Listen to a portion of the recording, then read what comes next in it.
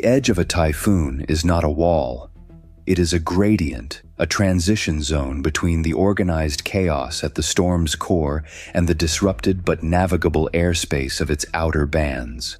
At 300 nautical miles from a Category 4 typhoon's center, the weather can range from scattered cloud and gusty winds to the beginning of a spiral band structure that produces embedded cumulonimbus towers reaching 45,000 feet, continuous moderate turbulence, and horizontal visibility of less than 200 meters inside the densest cells.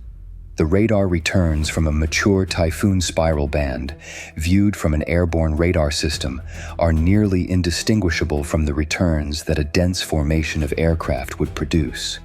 The rain is heavy enough that the backscatter clutter from precipitation particles fills the same frequency ranges that modern pulse Doppler radars use to separate aircraft returns from background noise. In the edge bands of a typhoon, BVR air combat is not merely disadvantaged. It is functionally unavailable. The doctrine that governs what pilots do when their BVR capability is removed by the environment is not extensively developed, for a reason that the engineering trajectory of aviation had seemed to make permanent. The environment in which BVR was functionally unavailable was the same environment in which no pilot would choose to operate a modern tactical aircraft. Weather avoidance was a survival skill. Nobody flew into typhoons. At 11:22 a.m. on a Tuesday in September, 2 F-35Cs were flying into the outer spiral band of Typhoon Haikui, 180 nautical miles northeast of Taiwan. Not by choice. By geometry. The P-8A maritime patrol aircraft that USS Carl Vinson's CAP section was protecting had been conducting an intelligence collection mission along Taiwan's northeastern approaches when the typhoon's outer bands had accelerated their westward extension by approximately 60 nautical miles over the previous 4 hours, faster than the meteorological brief's forecast track had predicted. The P-8A crew had recognized the degrading conditions first at 11:04 a.m. and had initiated a southward egress on a bearing that would take them out of the advancing spiral bands within 22 minutes. The P-8A's egress brought it directly through the outer edge of a cloud mass that, on the current weather radar picture, was 80 nautical miles thick on the egress bearing. The F-35C cap section was already inside the cloud mass when the Hawkeye's picture changed. At 11:17 a.m., 2 contacts had appeared on the Hawkeye's radar bearing 281, range 68 nautical miles. The contacts were inside the weather, inside the same spiral band structure that the F-35Cs and the P-8A were navigating. The Hawkeye's characterization was degraded by the precipitation returns. The 2 contacts were intermittent, appearing and disappearing as the rain cells moved across the radar geometry. RCS values were unreliable due to the attenuation effects of the heavy precipitation. The contact type could not be confirmed from RCS alone. What the Hawkeye could confirm was heading. The contacts were on bearing 098, heading east toward the P-8A's position. At 68 nautical miles inside weather that the APG-81 was already having difficulty penetrating, the identification problem was immediate. The Hawkeye's Link 16 data gave the F-35C section the contact's positions, but not their type with confidence. The EW suite's passive receiver was working against a signal environment that was almost as degraded as the radar. The precipitation was attenuating electromagnetic emissions as well as radar returns, reducing the EW suite's effective characterization range from its nominal value to something the mission data recorder would later estimate as 31 to 42% of the clear air performance. At 68 nautical miles through this weather, the EW suite was finding intermittent emissions consistent with the KWS-1 operating frequency band. Not confirmatory. Suggestive. J-20S. Possibly. In weather. Heading toward the P-8A. At 11:18 a.m., the lead section turned west to intercept. The next 4 minutes established the tactical parameters that would govern the engagement. At 11:20 a.m., range to the contacts, 54 nautical miles. The APG-81, in high PRF rain rejection mode, was producing intermittent track quality on both contacts, confidence fluctuating between 22 and 44% as the aircraft moved through varying rain cell densities. The 44% peaks were occurring when the geometry placed the contacts in a slightly lower rain rate environment between cells. The 22% troughs were when the contacts were embedded in the densest precipitation. Neither value was sufficient for a fire control solution. The employment threshold required 75%. In this environment, 75% was not achievable at current range. At 11:21 a.m., the turbulence began, not the continuous mild turbulence of the outer spiral bands. A discrete convective cell embedded in the general weather mass, a cumulonimbus cluster that the radar had not resolved as a discrete threat because the surrounding precipitation had masked its boundaries.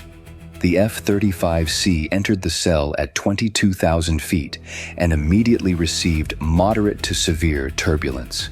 A sustained irregular motion that loaded the airframe to 2.1 positive G and then 0.4 negative G in the same 4-second sequence, then 1.8 positive, then 1.1, then 2.6 positive, not the measured high G of an intentional tactical maneuver, but the arrhythmic, unpredictable buffeting of an aircraft being handled by the atmosphere without regard for the pilot's workload. The HOTAS under gloved fingers was managing the aircraft's response to turbulence inputs simultaneously with the radar mode selection, the EW suite monitoring, and the tactical picture assessment. The instrument scan that a trained pilot conducts automatically, altitude, heading, airspeed, HMD picture, radar display, was compressing into a faster cycle than the one available in smooth air, because each instrument reading was potentially wrong by the time the next full scan completed due to the turbulence-driven control inputs between readings. At 11:22 a.m. and 14 seconds, the F-35C broke out of the convective cell and into a clear corridor, a 4 nautical mile wide gap between two rain bands where the precipitation was light and the visibility extended to approximately 3.8 nautical miles horizontally. At 11:22 a.m. and 19 seconds, the contacts were visible, not on the radar, not on the DAS infrared channel, which the rain had been attenuating. Visually, two aircraft, 4.1 nautical miles ahead, at approximately 21,000 feet, 1,000 feet below the F-35C section's altitude. Twin canard configuration, diamond-shaped chine intakes, aligned underside contours, J-20 Mighty Dragon, both aircraft, in the clear corridor, heading east at Mach 0.87. The visual identification resolved in the time it took the lead's visual cortex to process the silhouettes, 0.4 seconds. The J-20 identification was unambiguous. The store's status was not. The J-20's internal weapons bay was, by definition, internal. There was no pylon signature to read from a visual identification at 4.1 nautical miles. Whether the aircraft were carrying PL-10 infrared missiles in the internal short-range bay, PL-15 BVR rounds in the internal long-range bay, or any combination thereof, could not be determined from the outside. The J-20 crews saw the F-35Cs at approximately the same moment. The KWS-1 radar on Contact 1 activated in the same second that the lead's DAS resolved the visual identification. Not a search sweep, an immediate fire control activation. The J-20 pilot had seen the F-35Cs in the clear corridor and had activated the most capable sensor available to him before the geometry of the clear corridor closed. At 4.1 nautical miles, the KWS-1's fire control track on the F-35C was theoretically achievable. The F-35C's frontal cross-section at this range, in the partial rain attenuation of the outer band, was above the KWS-1's single-scan detection threshold. Whether the 0.4-second dwell that the corridor's geometry allowed before the rain bands closed the window again was sufficient for a stable track was the question neither pilot could answer without the outcome. The clear corridor lasted 2.1 seconds. In those 2.1 seconds, both formations had acquired each other visually. Both had activated their primary sensors toward the other, and the range had closed from 4.1 to 3.6 nautical miles. Then the next rain band enveloped all four aircraft, and visibility dropped to zero. Zero. Not reduced. Zero. The inside of a cumulonimbus spiral band at 22,000 feet is not gray or dark. It is white, a uniform, luminous white that provides no external visual reference in any direction, no horizon, no sky, no other aircraft visible at any range, no sense of orientation except the instruments. In that white, four aircraft were at 3.6 nautical miles separation, heading toward each other at a combined closing speed of approximately 1,100 kilometers per hour, in turbulence that was preventing stable control inputs, with radar systems that were providing intermittent data at best. The first friction event was immediate and simultaneous for both sides. The turbulence increased as the rain band's density peaked. The F-35C's fly-by-wire system was continuously compensating for the turbulence inputs, but at the accelerations generated by the embedded convective activity, the compensation cycle was falling behind the actual aircraft motion. The aircraft was doing approximately what the pilot intended on a 2-second average, but not on a moment-to-moment basis. The DAS infrared system was the only sensor still providing continuous data. The DAS's 6 cameras operated in the near-infrared spectrum and were less attenuated by liquid water droplets than either the radar or the FLIR thermal channel. In the whiteout of the rain band, the DAS was resolving the J-20 contacts as thermal signatures, the aircraft's skin friction heating and engine heat bloom, providing a discrete infrared contrast against the cold rain cloud background.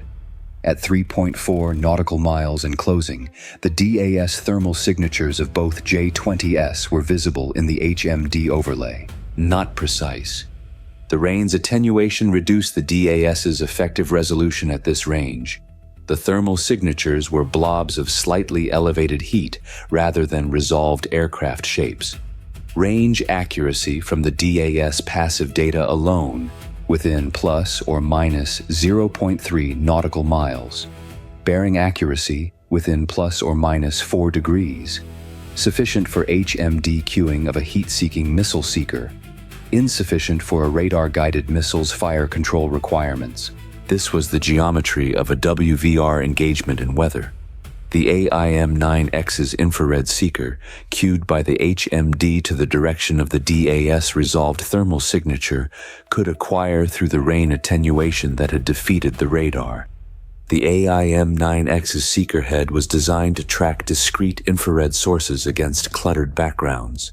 A J-20 at 3 nautical miles in rain was a discrete infrared source against a cold, wet background. The AIM-9X could see what the radar could not. At 11:22 a.m. and 41 seconds, range 3.1 nautical miles, the lead cued the AIM-9X seeker to the DAS bearing of contact 1. The seeker swept to the cued bearing and locked in 1.8 seconds.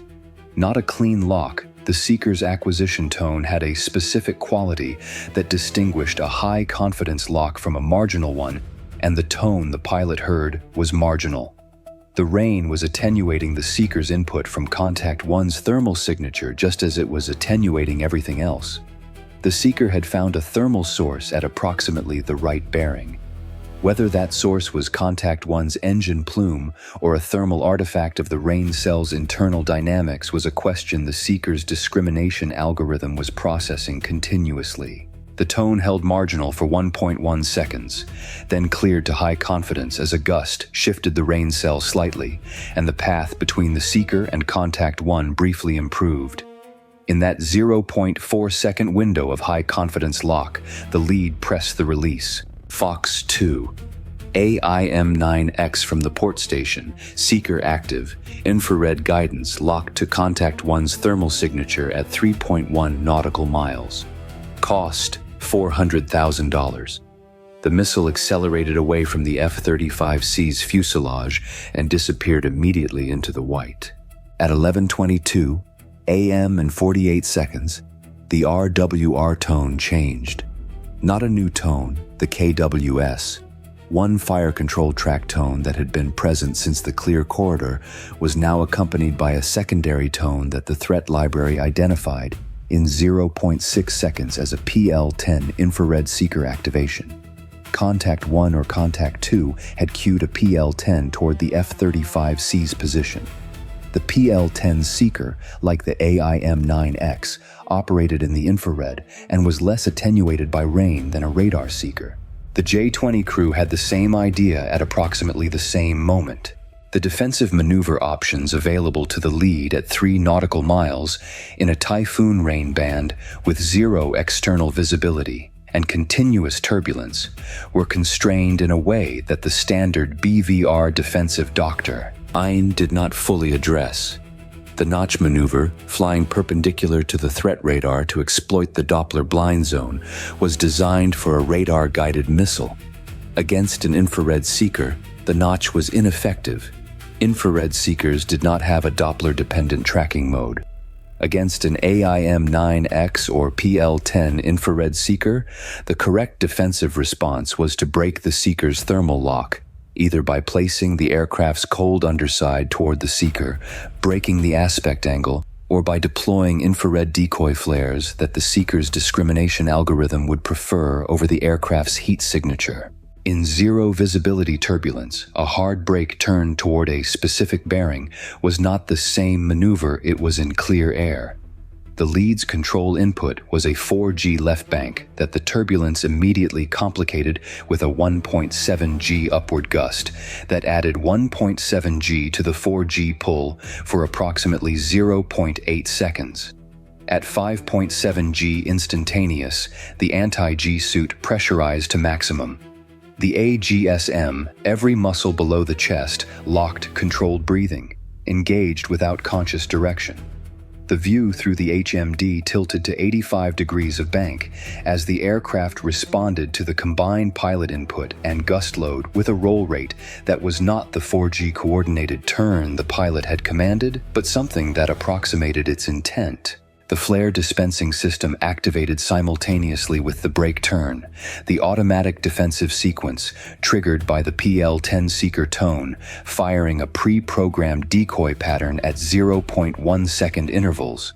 At 11:22 a.m. and 52 seconds, the AIM-9X's kinetic event against Contact 1 registered on the DAS's thermal picture as a brief intensity spike in Contact 1's thermal signature location, followed by the signature's character changing from the discrete point source of an intact aircraft to a dispersed multi-source pattern consistent with structural disruption.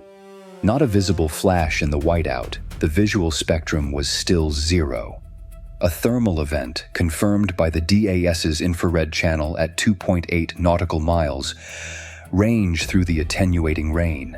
Contact 1 removed from the picture. The PL-10, whose seeker had been active at 11:22 a.m. and 48 seconds, did not find the F-35C. The brake turn and the flare pattern had changed the thermal geometry sufficiently that the PL-10's discrimination algorithm had selected the flare rather than the aircraft during the 0.4 second window when the seeker was processing its acquisition. The PL-10 tracked a decoy into the rain cloud and lost its source. The kinetic event did not occur against the F-35C. 340 meters of horizontal separation between where the PL-10 guide D and where the F-35C was when the seeker lost lock. The DAS estimated that gap from the decoy's last thermal position and the aircraft's current position. 340 meters in a rain cloud at Mach 0.9. The margin was real and it was narrow, and it would not appear in any published account of the engagement. Contact 2 was at 2.4 nautical miles, bearing 278 from the lead's current position. The wingman's DAS had Contact 2 in marginal thermal resolution and was building a seeker queue. The second AIM-9X seeker was already looking in Contact 2's direction, cued by the HMD, searching for the thermal source the DAS was resolving. Contact 2 had witnessed Contact 1's removal from the picture in the only way available to a pilot in zero visibility rain. The RWR had registered the AIM-9X's seeker activation and the subsequent silence of Contact 1's KWS-1 radar. The silence was information. A pilot who understood that the aircraft ahead of them had been removed from the engagement by an infrared missile from a bearing they could not locate, in conditions where their own radar was degraded to the point of unreliability. Was a pilot making a decision in the next 6 to 10 seconds about whether to continue pressing toward an enemy they could not see from a bearing they did not know. Contact 2 turned at 11:22 a.m. and 59 seconds. Not a random turn, a descending break to the southwest, specifically toward lower altitude, where the rain band's density would decrease as the spiral band structure thinned toward the surface, and where any pursuing aircraft from the northeast would have to follow through the full density of the rain cell. A pilot who had been specifically trained to use weather as defensive geometry. The descent was immediate and steep, 3,500 feet per minute. Contact 2's thermal signature on the wingman's DAS moving downward, in the HMD display as the J-20 Dove southwest. The wingman's seeker had not yet achieved lock on Contact 2 before the turn. The 1.8 seconds required for the AIM-9X seeker to acquire Contact 2's thermal source in the attenuated environment had not completed. The turn changed Contact 2's aspect angle relative to the seeker's current Q bearing, requiring a new seeker acquisition from the updated DAS bearing. The wingman re-cued the seeker at 11:23 a.m. and 3 seconds. Acquisition attempt. Marginal tone at 1.4 seconds. Not clearing to high confidence. Contact 2's descent had placed it in a rain cell of higher density. The descent was working as the J-20 pilot had intended. At 11:23 a.m. and 7 seconds, Contact 2 cleared the wingman's visual picture. Not in the rain, through the bottom of the rain band. Below 19,000 feet on Contact 2's descent profile, the precipitation density decreased to a level where the DAS's thermal resolution recovered to workable quality. Contact 2 at 18,800 feet, heading 232, speed Mach 0.91, 2.1 nautical miles from the wingman. In a partial clearing between the spiral band's lower edge and the ocean cloud deck below. The AIM-9X seeker reacquired in 0.9 seconds on Contact 2's improved thermal signature. High confidence tone at 0.9 seconds. The wingman pressed Fox 2 at 11:23 a.m. and 8 seconds. Contact 2's RWR registered the AIM-9X seeker at 11:23 a.m. and 9 seconds, 1 second after the release. The defensive maneuver was a hard break right at 5G, but Contact 2 was already at 18,800 feet, in a rain-thinned environment where the flare decoy pattern's effectiveness was better than it had been at 22,000 feet inside the dense cell.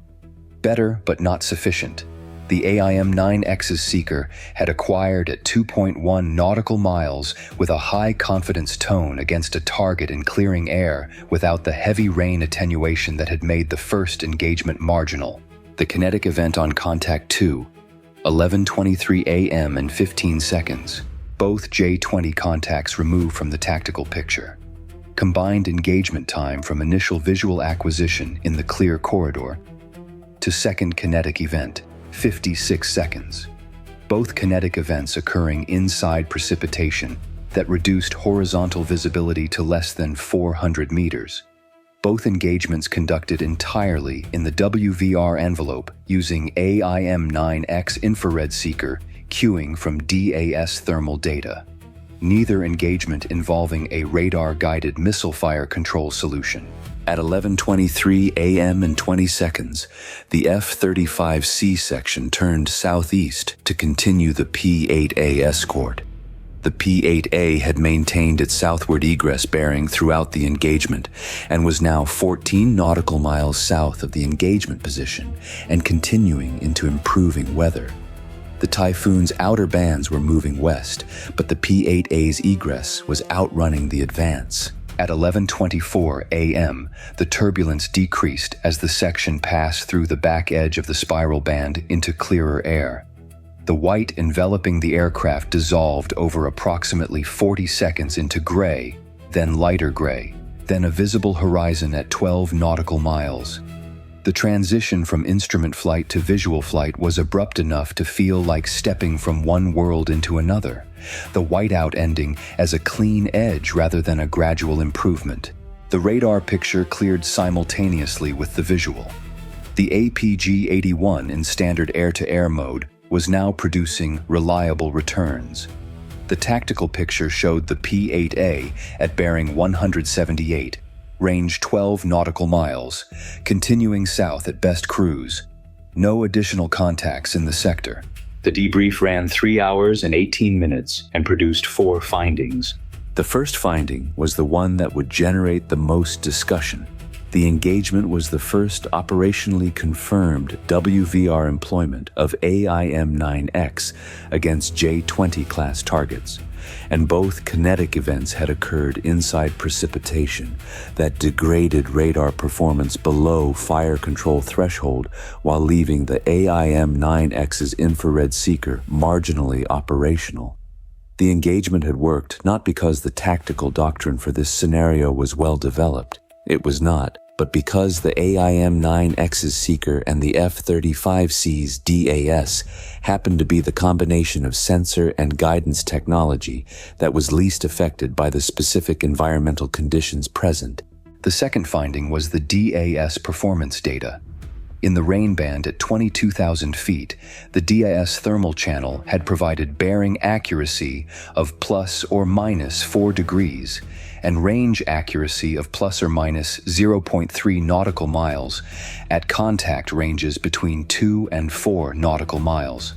That performance was sufficient for AIM-9X-HMD queuing to initial acquisition range. Whether it would have been sufficient for a longer engagement, one that required sustained track of a maneuvering target at ranges exceeding 4 nautical miles through heavier precipitation, was not answerable from this engagement's data alone.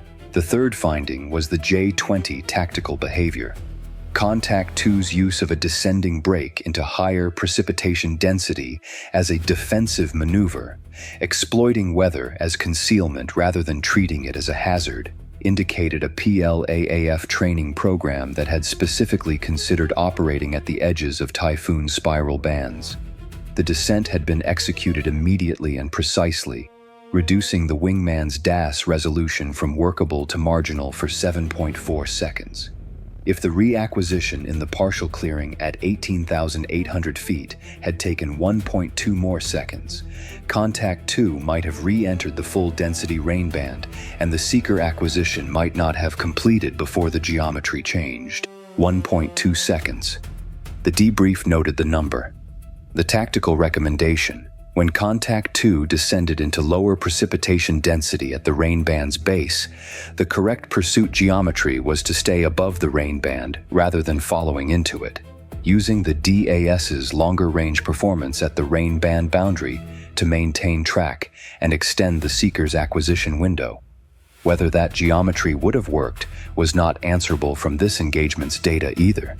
It was a recommendation for the training program. The fourth finding was the operational intelligence one. J-20 operations inside typhoon-edge bands, while tactically challenging for both sides, represented a scenario the PLAAF had apparently considered and prepared for. The geometry of the engagement, 2 J-20S approaching the P-8AS position through weather that degraded defending radar and reduced engagement range to WVR, was not an accidental encounter in bad conditions. It was a weather exploitation approach profile that used the typhoon's spiral bands as cover in the same way that terrain masking used mountain ridges. The PLAAF had training programs that addressed it. The U.S. Navy training program needed one. 2 J-20S, 2 F-35Cs, 22,000 feet. Horizontal visibility, 0 inside the rain band. AIM-9X seeker acquisitions inside rain, 2. Kinetic events, 2. Combined engagement duration, 56 seconds. Minimum missile miss distance against F-35C, 340 meters. Radar-guided missiles employed, 0. Radar-guided missiles employable in this environment, 0. DAS and AIM-9. X-infrared combination, sufficient. Typhoon spiral band as J-20 approach cover, confirmed. U.S. Navy training program for typhoon-edge WVR engagement does not exist yet. The P-8A landed safely at its home station at 14:30 p.m. that afternoon. Crew of 9.